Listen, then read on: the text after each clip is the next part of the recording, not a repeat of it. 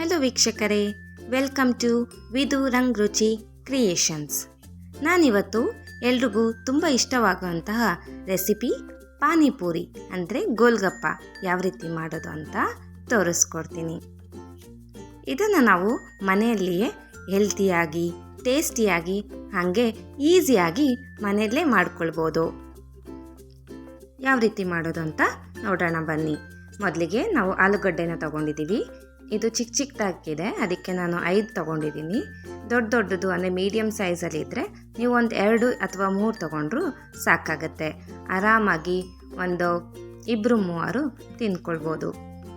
ಈಗ ನಾವು ಇದನ್ನು ಆಲೂಗಡ್ಡೆನ ಚೆನ್ನಾಗಿ ವಾಶ್ ಮಾಡಿಕೊಂಡು ಒಂದು 4 ಭಾಗ ಮಾಡ್ಕೊಳ್ತಿದ್ದೀವಿ. ಇದನ್ನೆಲ್ಲ ಕಟ್ ಮಾಡಿಕೊಂಡು ನಾವು ಬೇಯಿಸ್ಕೊಳ್ಬೇಕಾಗತ್ತೆ. ಈಗ ನೋಡಿ, ಎಲ್ಲ ಆಲೂಗಡ್ಡೆನ ನಾನು 4 ಭಾಗ ಆಗಿ ಕಟ್ ಮಾಡ್ಕೊಳ್ತಿದ್ದೀನಿ. ಇದನ್ನು ನೀವು ಕುಕ್ಕರಲ್ಲೂ ಬೇಯಿಸ್ಕೊಳ್ಬೋದು, 3 ವಿಸಲ್ ಹಾಕ್ಸ್ಕೊಬೋದು, ಅಥವಾ ಪಾತ್ರೆಯಲ್ಲೂ ಕೂಡ ಬೇಯಿಸ್ಕೊಳ್ಬೋದು. ಈಗ ನಾನು ಒಂದು ಪಾತ್ರೆಗೆ ಹಾಕ್ಕೊಳ್ತಿದ್ದೀನಿ. ನಾನು ಪಾತ್ರೆಯಲ್ಲಿ ಬೇಯಿಸ್ಕೊಳ್ತಿದ್ದೀನಿ ಆಲೂಗಡ್ಡೆನ. ಈಗ ಆಲೂಗಡ್ಡೆ ಬೇಯಿಸ್ಕೊಳ್ಳೋದಕ್ಕೆ ನಾವು ನೀರನ್ನ ಹಾಕ್ಕೊಳ್ಳೋಣ. ನಿಮಗೆ ಎಷ್ಟು ಬೇಕಾಗುತ್ತೆ ನೋಡಿಕೊಂಡು ನೀರು ಹಾಕ್ಕೊಳ್ಳಿ. ಈಗ ನಾನು ನೀರು ಹಾಕ್ಕೊಂಡಿದ್ದೀನಿ. ಇದಕ್ಕೆ ರುಚಿಗೆ ತಕ್ಕಷ್ಟು ಉಪ್ಪು ಹಾಕ್ಕೊಳ್ತಿದ್ದೀನಿ. ಅಂದರೆ ನೀವು ಆಲೂಗಡ್ಡೆ ಬೇಯಿಸ್ಕೊಳ್ಳೋದಕ್ಕೆ ಎಷ್ಟು ಬೇಕೋ ಅಷ್ಟು ಉಪ್ಪು ಹಾಕ್ಕೊಳ್ಳಿ.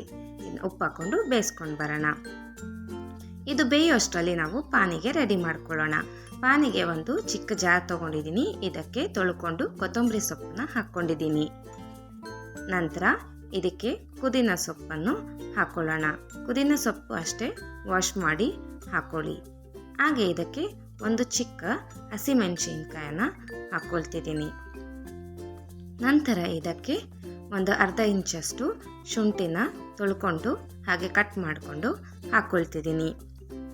ನಂತರ ಇದಕ್ಕೆ ಹುಳಿಗೋಸ್ಕರ ಹುಣಸೆ ಹಣ್ಣನ್ನು ಹಾಕ್ಕೊಳ್ತಿದ್ದೀನಿ. ಈಗ ಇದಕ್ಕೆ ಸ್ವಲ್ಪ ನೀರು ಹಾಕ್ಕೊಂಡು ಚೆನ್ನಾಗಿ ರುಬ್ಕೊಂಡು ಬರೋಣ. ನೀರು ಹಾಕ್ಕೊಂಡಿದ್ದೀನಿ. ಈಗ ಇದನ್ನು ನಾವು ರುಬ್ಕೊಂಡು ಬರೋಣ. ನುಣ್ಣಗೆ ರುಬ್ಕೊಳ್ಳಿ. ನೋಡ್ತಿರ್ಬೋದು, ಇವಾಗ ನುಣ್ಣಗೆ ನಾನು ಪೇಸ್ಟ್ ರೀತಿಯಲ್ಲಿ ರುಬ್ಕೊಂಡು ಬಂದಿದ್ದೀನಿ. ಇದನ್ನು ನಾವು ಒಂದು ಪಾತ್ರೆಗೆ ಹಾಕ್ಕೊಳ್ಳೋಣ ಪಾನಿ ಮಾಡೋದಕ್ಕೆ.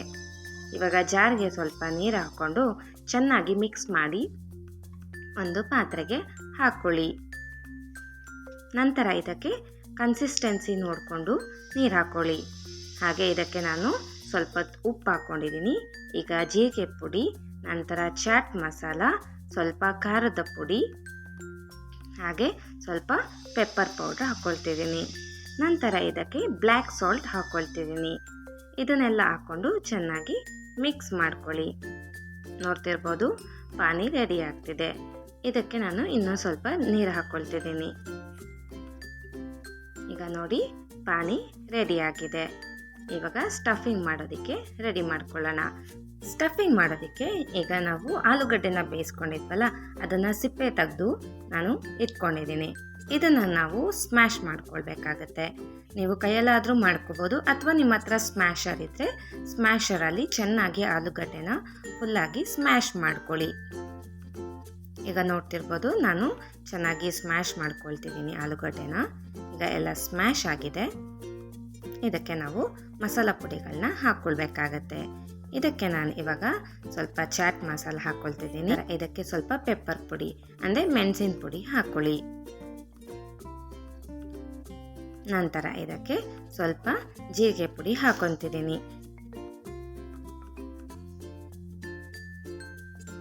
ನಂತರ ಇದಕ್ಕೆ ನಾವು ರುಚಿಗೆ ತಕ್ಕಷ್ಟು ಉಪ್ಪು ಹಾಕ್ಕೊಳ್ಳೋಣ.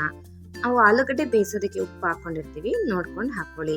ನಂತರ ಇದಕ್ಕೆ ನಾನೀಗ ಬ್ಲ್ಯಾಕ್ ಸಾಲ್ಟ್ ಹಾಕ್ಕೊಳ್ತಿದ್ದೀನಿ. ಈಗ ನಿಂಬೆಹಣ್ಣಿನ ರಸನ ಹಿಂಡ್ಕೊಳ್ತಿದ್ದೀನಿ ಸ್ವಲ್ಪ ಟೇಸ್ಟ್ಗೋಸ್ಕರ. ಈಗ ನಾವು ಇದಕ್ಕೆ 1 ಸ್ಪೂನಷ್ಟು ಖಾರದ ಪುಡಿನ ಹಾಕ್ಕೊಳ್ತಿದ್ದೀನಿ. ಖಾರದ ಪುಡಿನ ಹಾಕ್ಕೊಂಡು ಇದನ್ನೆಲ್ಲ ಚೆನ್ನಾಗಿ ನಾವು ಮಿಕ್ಸ್ ಮಾಡ್ಕೊಳ್ಬೇಕಾಗತ್ತೆ. ನೋಡ್ತಿರ್ಬೋದು, ನಾನಿವಾಗ ಇದನ್ನೆಲ್ಲ ಆಲೂಗಡ್ಡೆ, ಮಸಾಲೆ ಪುಡಿ ಎಲ್ಲವನ್ನು ಚೆನ್ನಾಗಿ ನಾನು ಮಿಕ್ಸ್ ಮಾಡ್ಕೊಳ್ತಿದ್ದೀನಿ. ಈಗ ನೋಡಿ, ಚೆನ್ನಾಗಿ ಮಿಕ್ಸ್ ಆಗಿದೆ.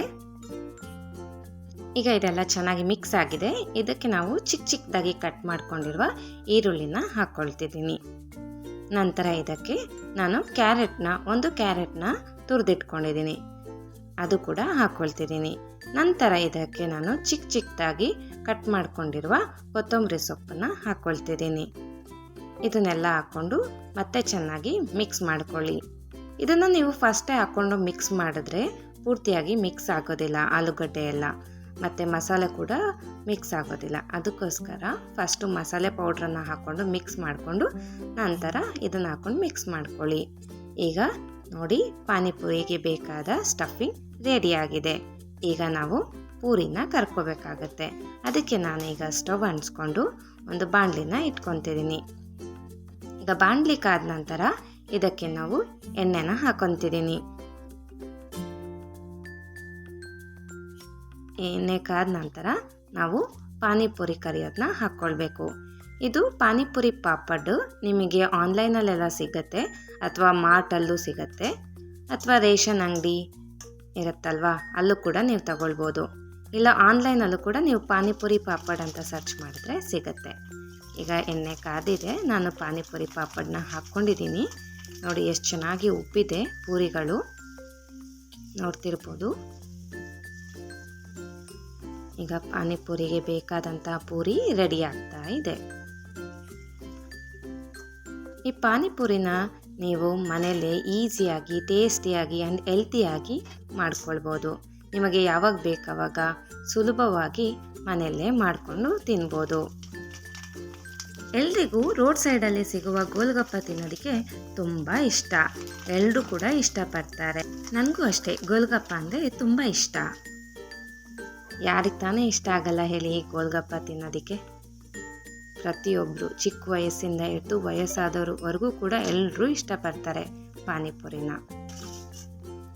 ಈಗ ನೋಡಿ, ಪೂರಿ ಎಲ್ಲ ರೆಡಿ ಆಗಿದೆ. ನಾವಿವಾಗ ಸ್ಟಫಿಂಗ್ ಮಾಡ್ಕೊಳ್ಳೋಣ. ಈಗ ಪೂರಿನ ಒಂದೊಂದಾಗಿ ತೂತ್ ಮಾಡ್ಕೊಳ್ಳಿ, ಅಂದರೆ ಮಧ್ಯದಲ್ಲಿ ಓಪನ್ ಮಾಡ್ಕೊಳ್ಳಿ. ಈಗ ಎಲ್ಲನೂ ನಾನು ತೂತ್ ಮಾಡ್ಕೊಳ್ತಾ ಇದ್ದೀನಿ ಸ್ಟಫಿಂಗ್ ಮಾಡ್ಕೊಳ್ಳೋದಕ್ಕೆ. ಈಗ ತೂತ್ ಮಾಡ್ಕೊಂಡಿದ್ದೀನಿ. ಈಗ ನಾವು ಆಲೂಗಡ್ಡೆನ ಎಲ್ಲ ಮಿಕ್ಸ್ ಮಾಡ್ಕೊಂಡಿದ್ವಲ್ಲ ಸ್ಟಫಿಂಗಿಗೆ, ಅದನ್ನು ಒಂದೊಂದಾಗಿ ಪೂರಿ ಒಳಗಡೆ ತುಂಬಿಕೊಳ್ಳೋಣ. ನೋಡಿ, ಈ ರೀತಿ ಎಲ್ಲ ಪೂರಿಗೂ ನಾವು ಸ್ಟಫಿಂಗ್ ಮಾಡ್ಕೊಳ್ಬೇಕಾಗತ್ತೆ. ನೋಡಿ ಎಷ್ಟು ಚೆನ್ನಾಗಿದೆ.